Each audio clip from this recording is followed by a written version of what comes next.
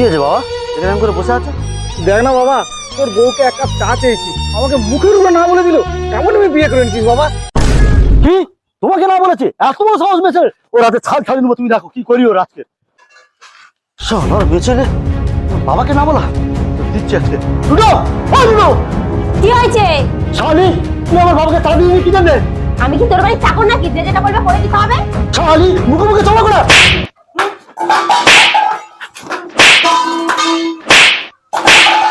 কি হরে